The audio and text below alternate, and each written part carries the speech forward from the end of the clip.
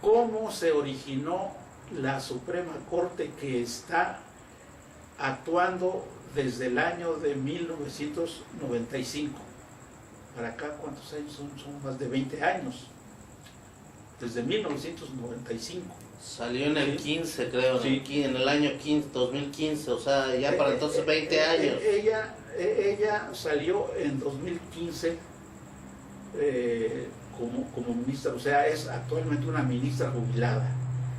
Y empezando tiene datos muy negativos, datos así, bien justificados. La Suprema Corte, de la cual formó parte la señora Olga Sánchez Cordero de García Villegas, formó parte de ese grupo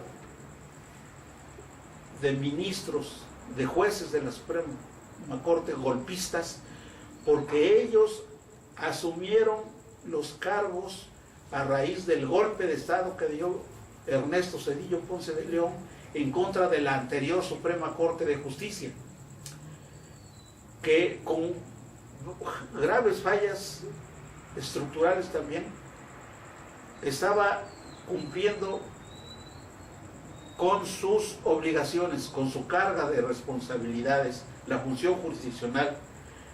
Pero viene el golpe, que fue un golpe de Estado, en contra del Poder Judicial Federal de México, y llegan al poder nuevos ministros, todos nombrados de dedazo, ¿sí?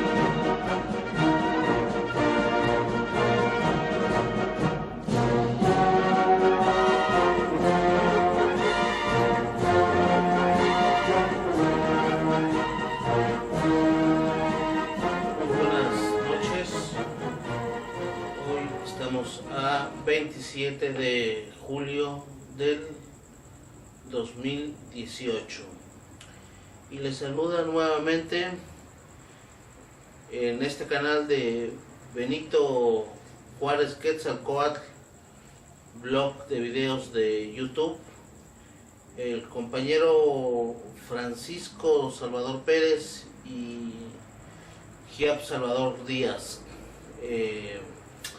Y nuevamente tenemos muy en cuenta estas recientes noticias que se originan a raíz del aparente triunfo de Andrés Manuel López Obrador, incluso aparente triunfo del pueblo, que fue el día 1 de julio del presente año, 2018. Y digo aparente porque, aunque como efectivamente pasó, debido al descontento que ha originado, pues ya desde hace rato, desde hace décadas, el papel del gobierno mexicano, y con más énfasis en el actual gobierno de Enrique Peña Nieto, el extremismo absoluto de entregar el país, de tener a la población en permanente estado de zozobra, de terrorismo y sobre todo de entreguismo a Estados Unidos, quien juega un papel fundamental en este teatro de cosas, de acontecimientos, en lo particular con el pueblo de México. Fundamental papel desempeña aquí el gobierno de Estados Unidos, en donde su plutocracia, sus empresarios, su gobierno, en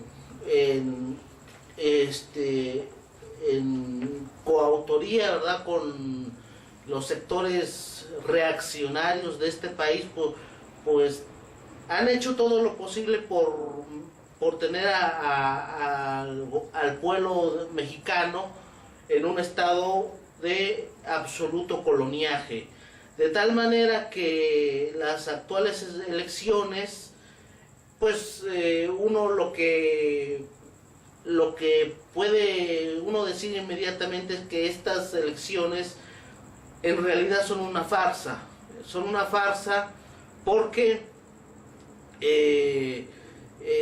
uno ve realmente quiénes rodean o quiénes van quienes rodean actualmente, y desde luego a partir del 1 de diciembre al señor Andrés Manuel López Obrador, ¿no? Un ejemplo claro de esto es la señora esta que en un momento ocupó el cargo de ministra de la Suprema Corte, donde ahí a partir de 1995, a través de un golpe de Estado judicial, en donde desaparecen un sistema crean más bien el Consejo de la Judicatura, mandaron a su casa a todos los ministros y solo quedó por ahí uno,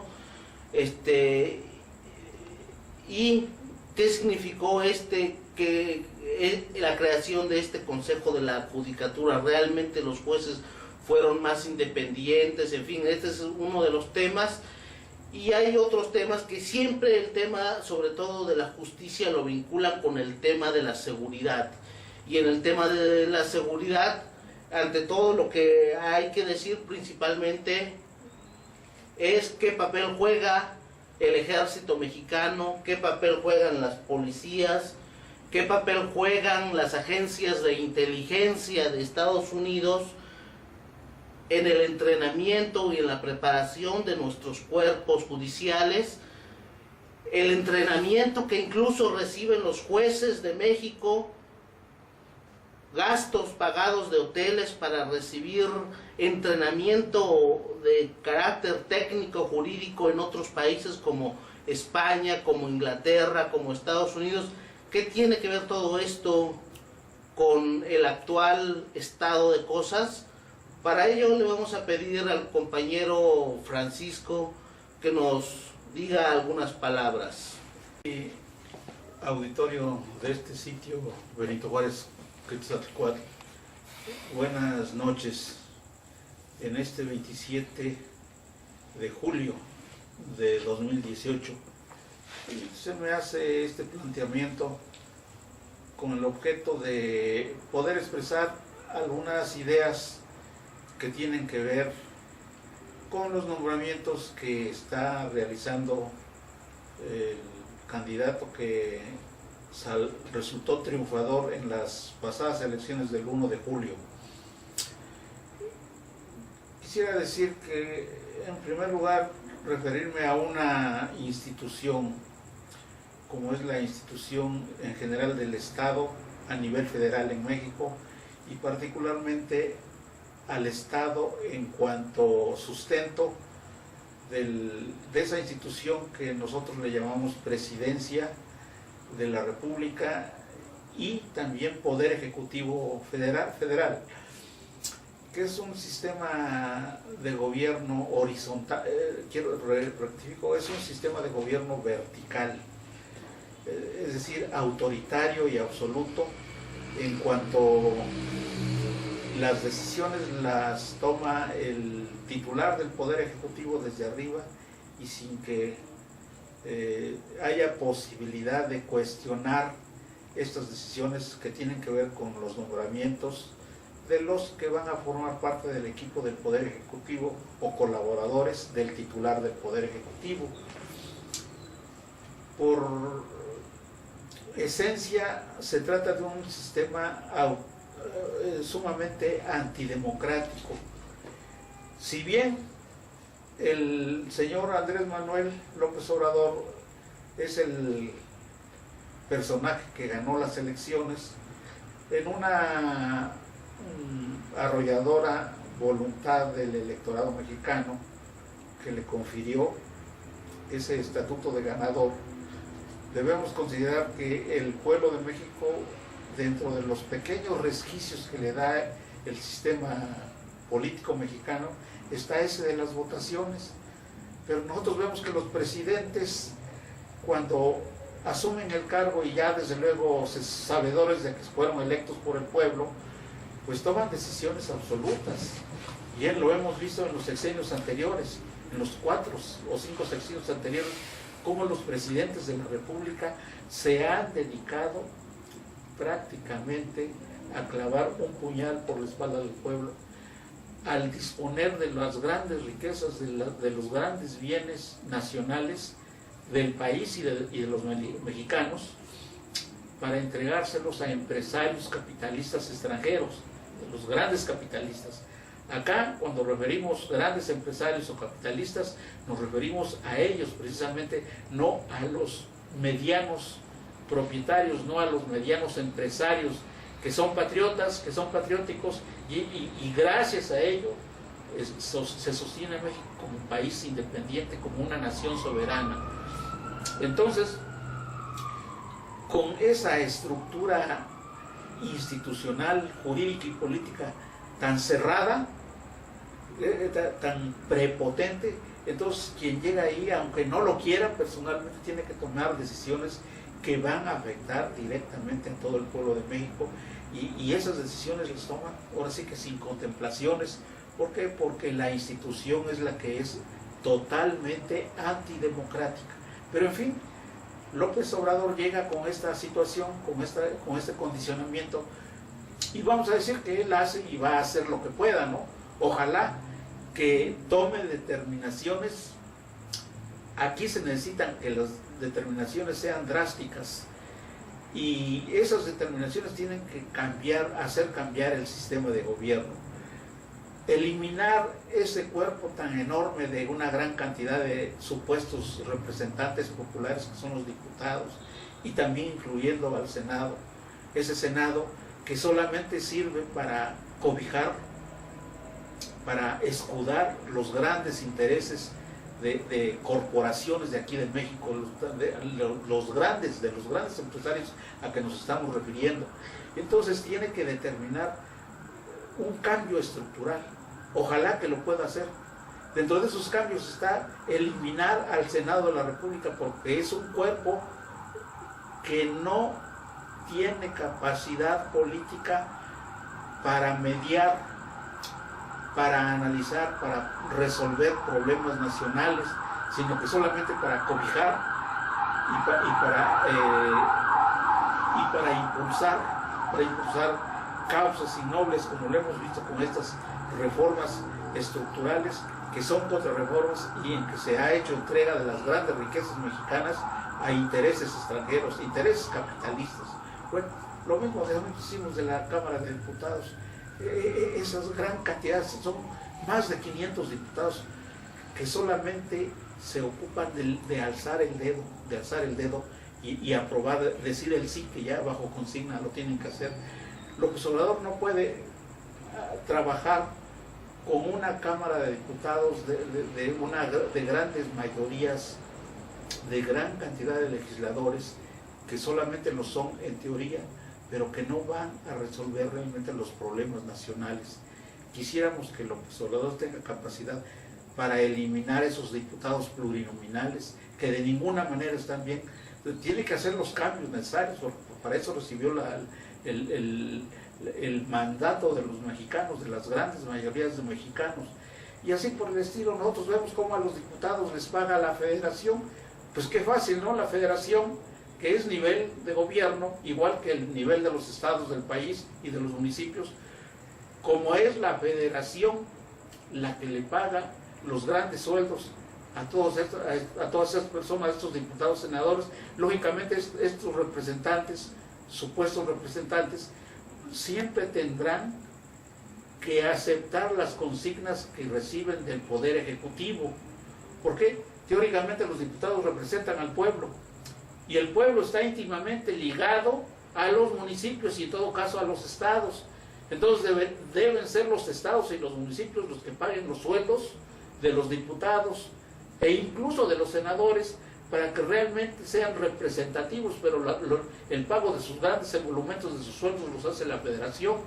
Y de esa manera nosotros tenemos un sistema de ficción. Fingimos que tenemos una república, que tenemos un país democrático, pero en los hechos no es un país democrático. Ahora, refiriéndome a un caso concreto, Andrés Manuel López Obrador nombra como próximo secretario de la Gobernación a una abogada, a la señora exministra Cordero. ¿Cuál es el nombre completo de la señora Cordero? Olga Sánchez Cordero de la señora García Villegas. Olga Sánchez Cordero de García Villegas. ¿Cómo se originó la Suprema Corte que está actuando desde el año de 1995? Para acá, ¿cuántos años son? Son más de 20 años. Desde 1995. Salió en el 15, creo, sí. En el año 2015, o sea, ya para entonces 20 años. Ella salió en 2015 como ministra, o sea, es actualmente una ministra jubilada. Y empezando tiene datos muy negativos, datos así, bien justificados. La Suprema Corte, de la cual formó parte la señora Olga Sánchez Cordero de García Villegas, formó parte de ese grupo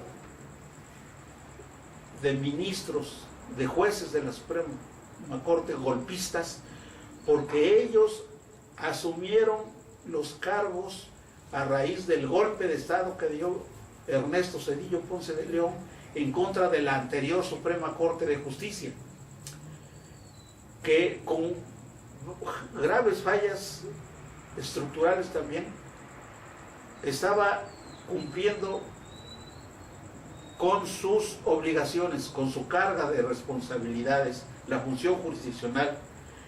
Pero viene el golpe, que fue un golpe de Estado, en contra del Poder Judicial Federal de México, y llegan al poder nuevos ministros, todos nombrados de dedazo, ¿sí? A raíz de ese golpe de Estado que dio Ernesto Zedillo y que significó un golpe de Estado muy grave, porque se cambió la naturaleza del Poder Judicial. A raíz de ese golpe fue creado un órgano llamado Consejo de la Judicatura Federal, que se encarga de indoctrinar, de uniformar la mentalidad de los jueces a través de una serie de medios, como una escuela judicial, una serie de la jurisprudencia que dicta la Suprema Corte, una serie de textos que se tienen que estudiar obligatoriamente, y de ahí deriva ese modelo de juez burócrata que solamente obedece las consignas de la corporación Poder Judicial Federal, de la cual está encabezada por la Suprema Corte de Justicia y por el Consejo de la Judicatura. El Consejo de la Judicatura no es más que un órgano administrativo de carácter netamente policíaco que se encarga de formar a los jueces.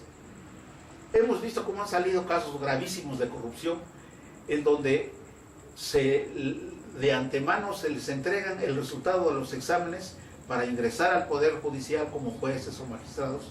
Se les han entregado los exámenes para que los conozcan determinadas personas, y desde luego hay que decir quién es el principal responsable de esto. Este señor Luis María Aguilar Morales, que es el presidente, el flamante presidente tanto de la Suprema Corte como del Consejo de la Judicatura, que es una aberración. La función policíaca netamente que realiza el Consejo de la Judicatura no puede ser compatible con la función de la Suprema Corte, que es jurisdiccional. Para que el titular, para que el juez de la Suprema Corte sea independiente, sea profesional, sea imparcial, es necesario que no esté afectado de otras fuerzas, de otros intereses, en este caso los intereses que significan el llevar a cabo las funciones del Consejo de la Judicatura Federal. Por eso es que es una aberración, es decir, una cuestión de esta naturaleza solo puede venir importando modelos, como los mismos ministros lo han propalado, modelos de España, o modelos de Estados Unidos, modelos de Inglaterra. Bien, después introducen aquí los juicios orales, ¿sí? Y el Consejo de la Judicatura realizando actos muy asiduo, cumplidor de las consignas que reciben del presidente de la República. Entonces dejan de actuar como entidades, como funcionarios, como jueces independientes.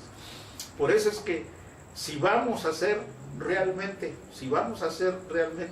imparciales, con opiniones desprovistas de intereses mezquinos, tenemos que decir que la persona que ocupa el cargo de presidente de la Suprema Corte de Justicia y al mismo tiempo presidente del Consejo de la Judicatura está realizando dos funciones incompatibles en un régimen democrático. Y eso significa incluso la incursión en graves responsabilidades, no solamente de carácter jurídico y de carácter administrativo, sino responsabilidades penales y políticas. Pero ya sabemos que ese es el sistema, así está la estructura. Pero desde un punto de vista personal, no se justifican esas aberraciones. Vemos con estos pésimos antecedentes de jueces golpistas, como en su momento lo fue Genaro David Góngora Pimentel, muy asiduo colaborador del político Andrés Manuel López Obrador. Y entonces aquí en su momento ya no pudo seguir con su trayectoria Góngora Pimentel porque tuvo problemas que les plantearon su estatuto de juez de la Suprema Corte de Justicia. Y entonces aparece otra exministra, en este caso Sánchez Cordero de García Villegas. Esta persona tiene ese pésimo antecedente de haber sido una juez golpista en contra del Poder Judicial Federal de México, en contra de ese Poder Judicial Federal. Y entonces, ese es un negro antecedente. Tiene otros antecedentes pésimos, gravísimos, por el hecho de que como juez ya sabemos nosotros cuáles son las resoluciones de la Suprema Corte cuando se inclina en contra de la racionalidad, en contra del sentido común, no en pocas, sino en muchas resoluciones, ¿sí? En muchas, por ejemplo, yo puedo mencionar los casos de las resoluciones que dictó la Suprema Corte, el Pleno de la Suprema Corte, en amparos promovidos por maestros, ¿sí?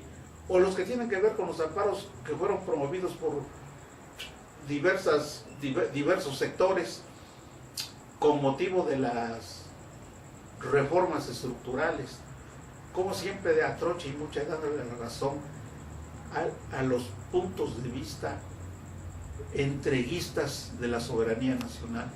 Por eso es que sus jurisprudencias, ¿cómo se dedican a dictar jurisprudencias de aplicación obligatoria? Por aberrantes que sean esas jurisprudencias, y en todos estos asuntos, en todos estos casos ha estado involucrada la exministra Sánchez de Cordero, Entonces, ahora, ya últimamente ya tenemos, el presidente electo decide anunciar que va a rebajar los sueldos de todos los funcionarios que ganen más que el presidente, y él fija el límite, no más de 100,000 pesos aproximadamente, 106,000 pesos.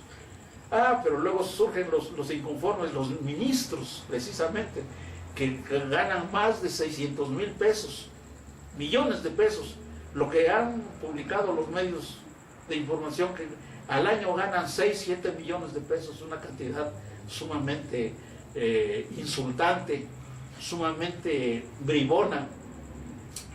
Y la ministra formó parte de este cuerpo de élite de la burocracia mexicana, que son los ministros. Dice la ministra, no, a los jueces de la Suprema Corte no se les puede bajar el sueldo. ¿Por qué no se les va a poder bajar? Hay muchos mexicanos preparados para desempeñar los cargos de ministros, ¿sí?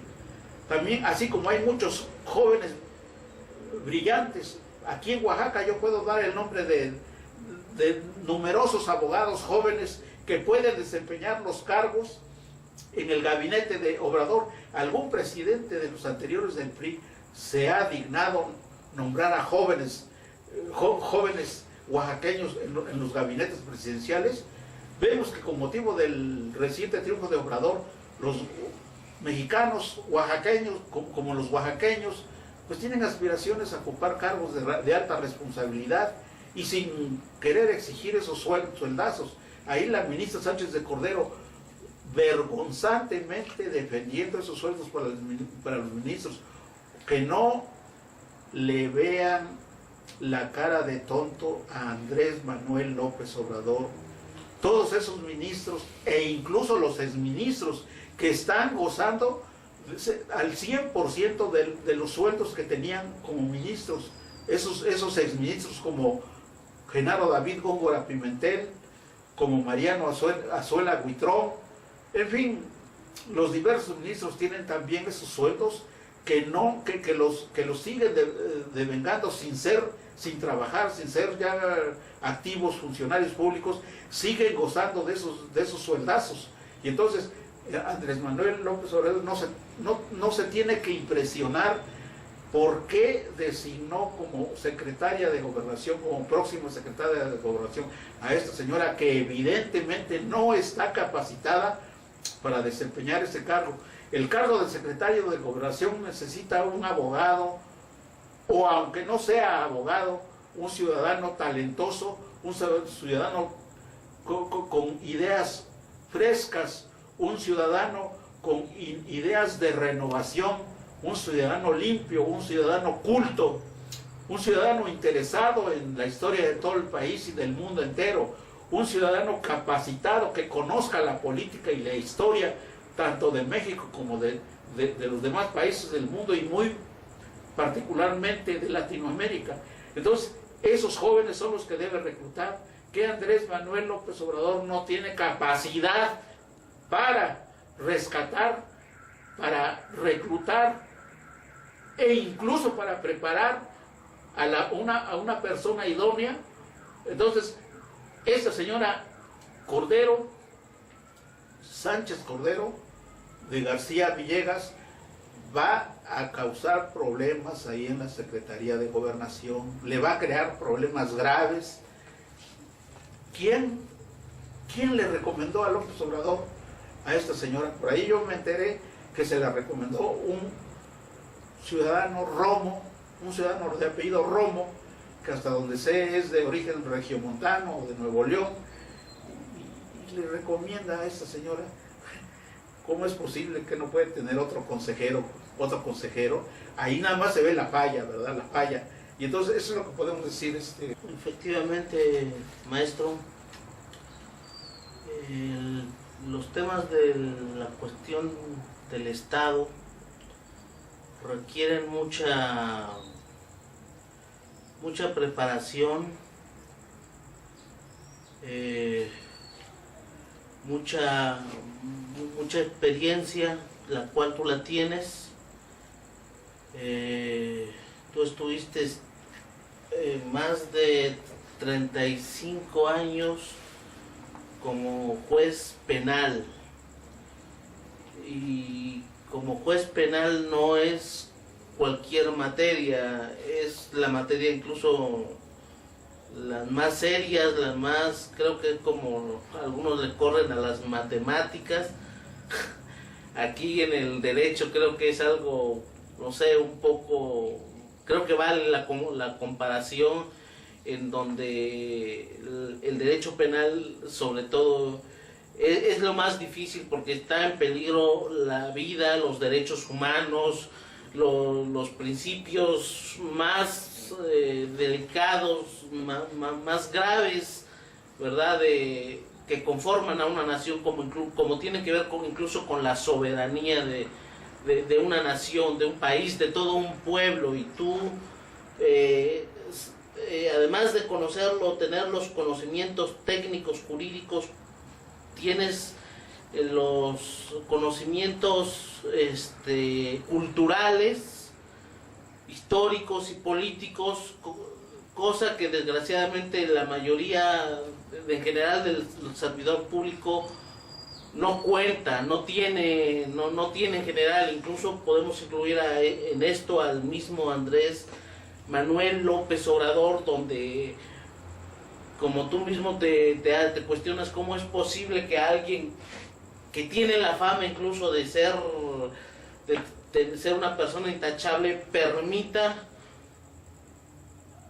que se rodee de un elemento incluso tan peligroso como es esta mujer que tú mencionas, y como lo son los otros que ahora integran ese tribunal supremo, entre comillas, de justicia, ¿no?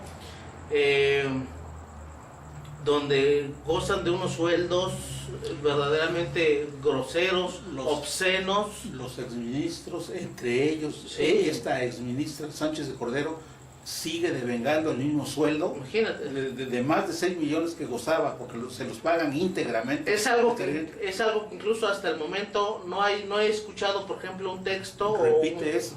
un texto donde se aclara exactamente si por esta labor que está Claro que en sí. estos últimos meses ella desempeñando como asesora de López Claro. Obrador y todo Sí. eso, cuánto está percibiendo ella, Como exministra. cuánto va a perseguir, y si al ocupar Exacto, este sí. puesto va a dejar de percibir ¿Cuál lo va a devengar? bueno, entonces es algo Las que leyes ahí son- que están a su hasta beneficio. ese momento eso no está claro, ¿no? Entonces, A eso me voy a referir ahorita.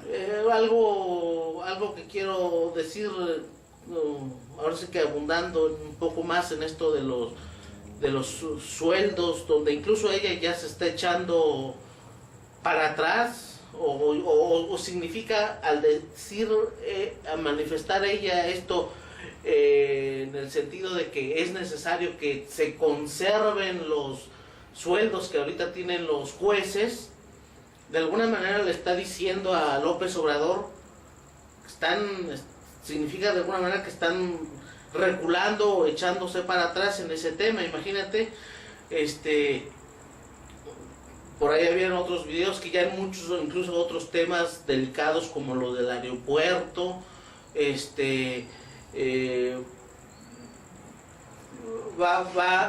significa que no se va a echar, se está echando para atrás, pues, que van a continuar los proyectos anexionistas. Ellos les llaman proyectos de desarrollo. Imagínate hacer una carretera o un conjunto de carreteras que atraviesen el istmo. Eso de alguna manera significa un beneficio no para México, es algo que significa desarrollo para los empresarios, para Estados Unidos. Es algo parecido al canal de Panamá, donde ¿quién se beneficia con ese tipo de infraestructura? Los grandes empresarios. Los mexicanos siguen, pues a los mexicanos les siguen dando de alguna manera limosnas. Solamente para puntualizar estas dos cuestiones. La exministra Sánchez de Cordero, de acuerdo con las leyes que se aplican al Estatuto de los Ministros de la Corte, se jubilan con el mismo sueldo enorme de más de 6 o 7 millones de pesos que les paga el Estado, la Federación. Se jubilan ganando toda esa cantidad de por vida, y se entiende que esta señora así está siendo beneficiada, lo cual es una mancha muy negra, muy grave, contraria a la decencia, que ella acepte, teniendo este sueldo, que ella acepte un cargo, en este caso que sería el cargo de nada menos que de secretario de la Gobernación. Entonces ella, si ya está vacante, si ya no está ejerciendo el cargo porque está jubilada, entonces no puede desempeñar en términos decentes este nuevo cargo, donde va a ganar otro sueldo enorme, por una parte, y por la otra, el caso del presidente de la Suprema Corte de Justicia, Luis María Aguilar Morales, este individuo está actuando también de mala fe porque preside la Suprema Corte de Justicia y a la vez el Consejo de la Judicatura Federal, que aunque esté regulado así en la Constitución y en la Ley Orgánica del Poder Judicial, no porque estas normas lo digan quiere decir que está bien. También es una posición, es una situación anómala, gravísima, porque nos está defraudando a los mexicanos. ¿Cuánto gana como presidente del Consejo de la Judicatura y cuánto gana como presidente de la Suprema Corte de Justicia? Ahí la Constitución se contradice, porque la Constitución misma prohíbe como principio general que ningún funcionario puede ocupar 2 puestos de la Federación, y ahí están 2 puestos de la Federación. Que se investigue cuánto gana como presidente de la Suprema Corte Luis María Aguilar Morales y como presidente del Consejo de la Judicatura, en 2 situaciones, en 2 estatutos que son incompatibles y que él los está usurpando, que no por estar previsto así en la Constitución o por estar previsto en la Ley Orgánica del Poder Judicial quiere decir que sea algo bueno. Desde luego que eso ocurre porque el Estado mexicano a nivel de federación es un Estado antidemocrático y absolutista. Y si Andrés Manuel López Obrador quiere adecentar la administración pública federal, debe por empezar con derruir, con cambiar de raíz esos estatutos anómalos. Amigos, por ahora es todo. El tema de la justicia es un tema muy delicado. Por ahí yo apenas, incluso acabo de leer un texto de cómo está organizada la justicia en Norcorea, un país hermano donde incluso el gobierno mexicano le acaba de hacer una terrible grosería como expulsar a su embajador honorable. Y este tema de la justicia es un estudio elaborado por el abuelo del actual jefe de Estado, Kim Il-sung. Y es importante este tema de la justicia porque algo que dice es invitar permanentemente a la reflexión tanto de los jueces, de los integrantes de ese mismo poder, como en general del pueblo y de los juristas, y tener claros conceptos como el del derecho, el de la ley, el de la soberanía. Y estos conceptos no se tienen claros, no están claros, no se han estudiado lo suficiente con relación a México. Quiero decir con esto que en estos videos seguiremos hablando de estos temas, seguiremos hablando de la justicia, porque en la actualidad la justicia mexicana adolece de fallas muy graves, donde en las escuelas de derecho, sobre todo, no nos están enseñando a reflexionar por nosotros mismos, a que nos demos cuenta de la realidad, de quienes intervienen en las estructuras del Poder Judicial. Al estudiante de derecho no le dicen cómo funciona el derecho, quiénes están atrás de los ministros, quienes están atrás del presidente. Y esto es lo que se pretende hacer en estos videos. De eso se trata, hablar de la realidad no, que al estudiante de derecho no le digan trágate como si fuera catecismo lo que es el Estado, que el Estado trabaja de buena fe. No es cierto eso, camaradas. No me extiendo más por ahora y hasta otra próxima ocasión.